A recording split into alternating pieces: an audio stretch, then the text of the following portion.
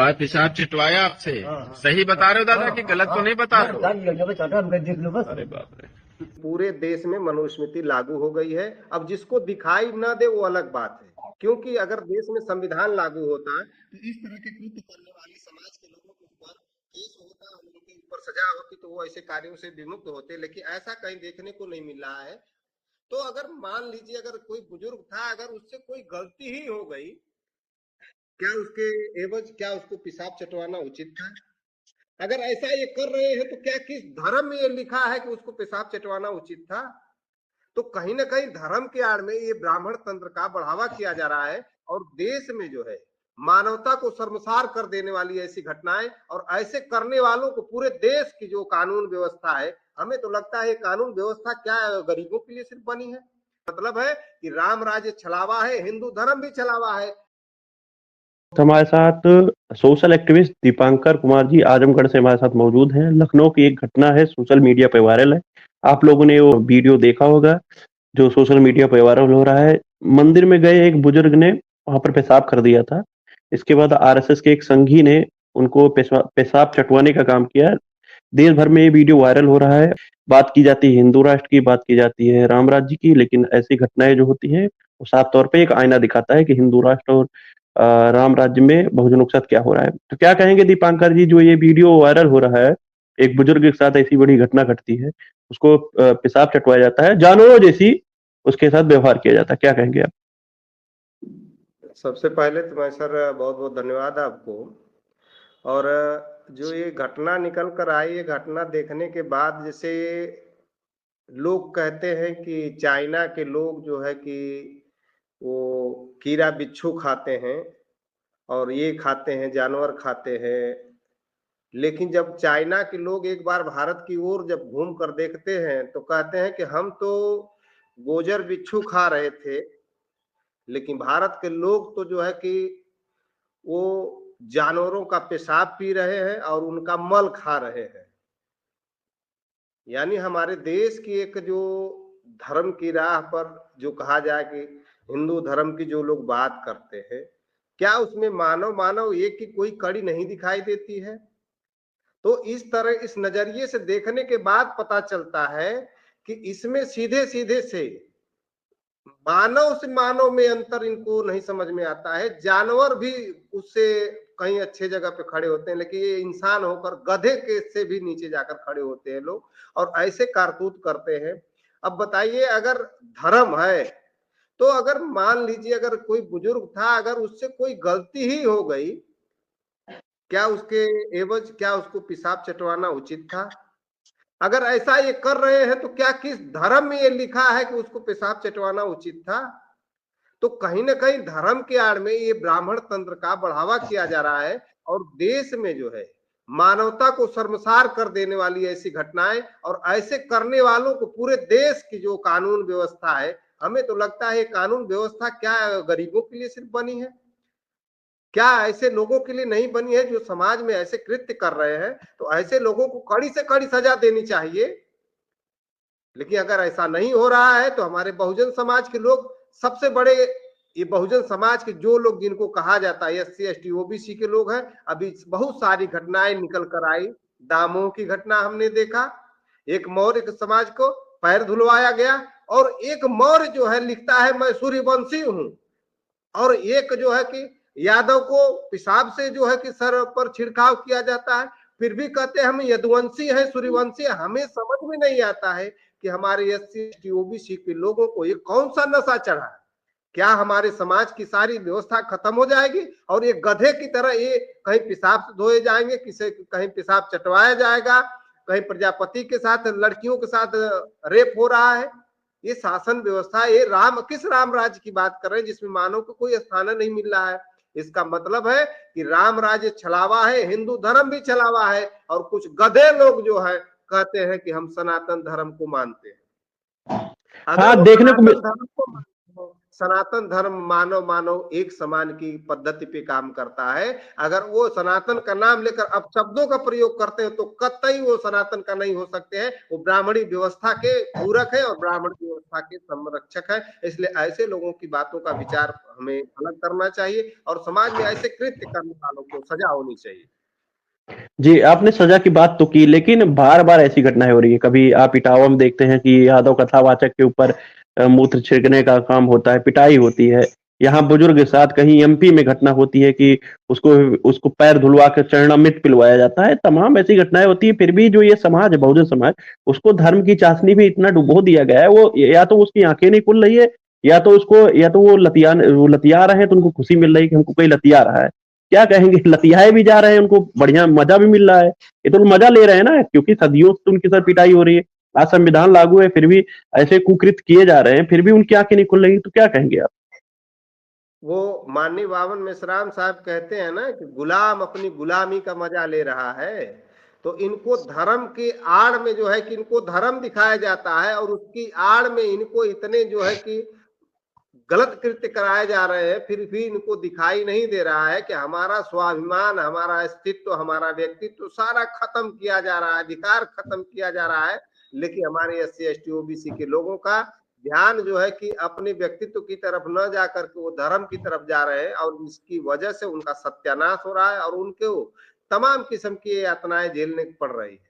और आने अ, वाले कल में अगर ओबीसी के लोगों ने अपने सिस्टम पर नहीं काम किया तो आने वाला कल इनका बहुत गर्त होने वाला है। ये आज दिखाई दे रहा है, स्पष्ट सामने दिख रहा है। सर, मेरा एक सवाल इम्पोर्टेंट है कि जिस तरह अगर हम इतिहास में चले जाते हैं, तो इस देश के जो शूद्र जिनको बना के रखा वर्ण व्यवस्था में, उन लोग जब धर्म ग्रंथ पढ़ने का काम करते थे, मंदिर में प्रवेश करते थे या धर्म ग्रंथ देख लेते थे, उससे कहीं शीशा पिघला के डालने का प्रावधान था। मनुस्मृति में लिख के रखा है, और कानों में शीशा पिघला देते थे, सूजा आँखों में फोड़ देते थे। तो क्या सर, आज की डेट में संविधान लागू है कि या दिखाया जा रहा है उन लोग के माध्यम से कि संविधान तो है, लेकिन आज देश मनुस्मृति से चल रहा है? क्योंकि ऐसी घटनाएं रुकने का नाम तो ले नहीं रही है, और ये घटनाएं निरंतर बढ़ रही है। तो क्या इस देश में अब मनुस्मृति लागू हो चुका है? ये सिर्फ आईना है कि संविधान सिर्फ ताक पे रखा गया है कि हाँ संविधान से चल रहा है, लेकिन वास्तविकता है कि मनुस्मृति लागू हुई है? क्या कहेंगे आप? इस पर मैं सीधे सीधे स्पष्ट भाषा में कहना चाहूंगा कि पूरे देश में मनुस्मृति लागू हो गई है। अब जिसको दिखाई न दे वो अलग बात है, क्योंकि अगर देश में संविधान लागू होता तो इस तरह के कृत्य करने वाले समाज के लोगों के ऊपर केस होता और उनके ऊपर सजा होती तो वो ऐसे कार्यों से विमुक्त होते। लेकिन ऐसा कहीं देखने को नहीं मिल रहा है। अभी आप कह रहे हैं मनुस्मृति बीएचयू में अब पढ़ाई जा रही है, बच्चों को अब मनुस्मृति के नए ढंग से उनको पढ़ाया जा रहा है। और मध्य प्रदेश में भी वो आरएसएस द्वारा जारी किया गया कि मनुस्मृति पढ़ाई जाए। अब बीएचयू में भी अब पढ़ाया जा रहा है। वहां के कुछ लड़कों ने जो नए एडमिशन लिए हैं उनके द्वारा ये सूचना मिली है कि हमको जो है कि मनुस्मृति पढ़ाई जा रही है। तो अब तो क्या है कि उनको थोड़ा सा चेंजिंग करके वो मनुस्मृति पढ़ा रहे हैं। मनुस्मृति भारत में लागू हो चुकी है। अगर लागू नहीं होती, अब बताइए, इतिहास में हमारे साथ कान में जो है शीशा पिघला कर डाला जाता था, आज शिक्षा हमारे समाज से छीन रही है कि नहीं छीन रही? एकदम शिक्षा हमारे एससी एसटी ओबीसी के हक से छीनती जा रही है। जब नौकरियां खत्म हो जाएगी तो मनुस्मृति तो लागू है ना। अरे भाई, तब वो प्रत्यक्ष मारते थे, अब मारते नहीं, अब सीधे सीधे अधिकार छीन लेंगे। तो जब अधिकार नहीं रहेगा तो ये गधे के समान हमारा समाज हो जाएगा फिर। तो मनुस्मृति लागू हो गई है, ये हमारे एससी एसटी के ओबीसी के लोगों को समझने की बात है। और जब तक ये लोग नहीं समझेंगे और जब तक एक मंच पे अपने अधिकार के विचारों के माध्यम से नहीं आएंगे, तब तक इस समाज में कोई परिवर्तन नहीं होने वाला है। जी, दीपांकर जी, क्या लग रहा है इसमें, जिस बाबा साहब ने जो संविधान निर्माण करते समय एक बड़ा कहा था कि संविधान कितना भी अच्छा हो, उसको लागू करने वाले लोग अगर अच्छे नहीं होंगे तो संविधान अंततः बुरा साबित होगा।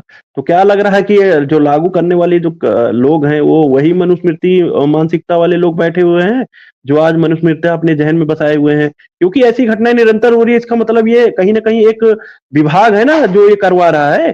क्योंकि अगर कानून का डर होता तो ऐसी काम किया ना जाता। तो ऐसी घटनाएं क्यों हो रही हैं कि क्या लग रहा है कि मनुस्मृति आज बाबा साहब का जो डर था वो साफ तौर पे दिखाई दे रहा है? नहीं नहीं, बाबा साहब ने तो वो उस समय स्पष्ट एकदम सीधे कह दिया था कि अगर हमारा संविधान कितना हो अच्छा है, अगर उसको चलाने वाले अच्छे लोग नहीं हुए तो वो बुरा साबित होगा। तो वो कोई दूर नहीं था, क्योंकि 1952 में ही वो चुनाव आयोग चुनाव जो हुआ उसमें जो है कि 60% ब्राह्मणों को जब चुनाव देकर जिताया गया, तो वो जीत कर आने वाले लोग हमारे वो संविधान के खिलाफ ही न खड़े हुए, और आज भी वो उनके खिलाफ है। आज भी लोग उसी संविधान के तहत जो कार्य है उसमें आ रहे हैं, लेकिन फिर भी वो उसके खिलाफ बोल रहे हैं। सोचिए, आज SC ST OBC के लोग अगर संविधान अगर नहीं रहेगा तो क्या आने वाले कल में इनकी स्थितियां क्या होगी, इस पर हमारे लोगों का ध्यान नहीं जा रहा है। और ना जाने का कारण है कि दुश्मन जो है वो अपने मनुस्मृति पे काम कर रहे हैं, और जितना ही मनुस्मृति पे काम होगा उतना ही हमारे SC ST OBC के हक से मारे जाएंगे, और आने वाले कल में एक अधिकार वंचित होगा जिसकी तरफ कोई नहीं, कुछ नहीं मिलने वाला है। सर हमारा लास्ट सवाल है कि बाबा साहब अम्बेडकर ने एक बात कही थी आगरा के मैदान में कि मुझे मेरे समाज के पढ़े लिखे लोगों ने धोखा दिया। आज बड़े पैमाने पे संवैधानिक अधिकार का प्रयोग करते हुए बहुत सारे SC ST OBC के लोग, बहुजन समाज के लोग तमाम नौकरी धारी बने, IAS PCS बने, इंजीनियर बने, डॉक्टर वकील बने। बाबा साहब कहा करते थे जिस समाज में डॉक्टर, अगर बहुजन समाज के लोगों में डॉक्टर इंजीनियर पैदा होंगे तो उस समाज की तरफ कोई आंख उठा के नहीं देखेगा। आज हजारों की तादाद में बहुत सारे डॉक्टर, इंजीनियर, वकील, IAS प्रोफेसर, तमाम इंटेलेक्चुअल वर्ग का भरमार है। तो बाबा साहब ने कहा था मुझे पढ़े लिखे लोगों ने धोखा दिया। क्या लग रहा है उन्हीं पढ़े लिखे लोगों ने आज ये इस नौबत पे खड़ा कर दिया कि समाज के किसी व्यक्ति के ऊपर पेशाब चटवाया जा रहा है, किसी के ऊपर पेशाब छिड़कवाया जा रहा है? क्या कहेंगे आप? अब इस पर बाबा साहब ने जो कहा था, तो बाबा साहब ने जिस परिप्रेक्ष्य में कहा था कि हमारे समाज में, यानी SC ST OBC और माइनॉरिटी की जो ये हमारी जो दबी हुई कुचली हुई जो आवाम है, अगर इसमें पढ़े लिखे लोगों ने हमें धोखा दिया, वो आज वो दिन दूर नहीं है। आज वही सामने प्रत्यक्ष इसलिए दिख रहा है कि आज जो बाबा साहब का जो विचार था कि हमें पढ़े लिखे लोगों ने धोखा दिया, तो क्या OBC वर्ग है, OBC के पढ़े लिखे लोग क्या बाबा साहब की विचारधारा को मानने का काम कर रहे हैं? क्या अपने अधिकार के प्रति बात करने का काम कर रहे हैं? SC के जो पढ़े लिखे लोग हैं, क्या वो अधिकारों के प्रति, वो अधिकारों के प्रति नहीं, सरकार ने ऐसा शिकंजा लगा दिया है कि वो अधिकारी अब समाज के प्रति बोलने में उसको जो है कि समस्या खड़ी कर दिया गया है, ताकि वो ना बोल पाए, ना आने वाले कल में कोई लीडरशिप होगी। और इसलिए वो बाबा साहब के कहे गए जो प्रवचन थे वो एकदम सत्य साबित हो रहे हैं, और आज तो एकदम क्लियर हो गया ना। आज वो अपनी टीबी और बीबी में परेशान है, तो जो अपनी टीबी और बीबी में परेशान होगा वो समाज का निर्माण नहीं होगा, और जब समाज का निर्माण नहीं होगा तो आने वाले कल में उनकी पीढ़ियां, उन्हीं के बच्चे जो है कल गर्त में जाने वाले। जी, तो साथियों हमारे साथ सोशल एक्टिविस्ट दीपांकर जी हमारे साथ मौजूद हैं। साथियों साफ तौर पे जो ये घटनाएँ हो रही हैं उसपे साफ तौर पे देखने को मिल रहा है। अगर वीडियो आप देखेंगे जो बुजुर्ग वायरल हो उसमें उनकी जात पूछी गई।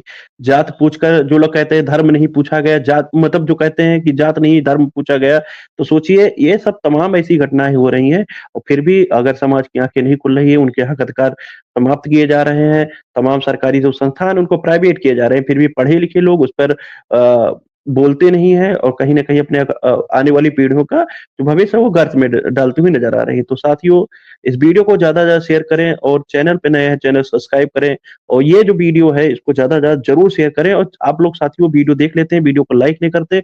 बहुजन समाज के लिए हम लोग निरंतर प्रयास करते हैं कि आप लोगों तक जो बहुजन समाज की ज़मीनी जो खबरें हैं वो आप तक पहुँचे, लेकिन आप लोग कहीं न कहीं हम लोगों को जितना मोटिवेशन मिलना चाहिए उतना नहीं मिल पाता। साथियों इस वीडियो को ज़्यादा से ज़्यादा शेयर करना बिल्कुल और कमेंट बॉक्स में अपनी राय कमेंट बॉक्स में ज़रूर दिया करिए और लाइक करना बिल्कुल ना भूला करिए। धन्यवाद सर, आपने महत्वपूर्ण जानकारी दी और तमाम ऐसे विषय पर हमारे साथ जुड़ते रहते हैं, इसके लिए आभार।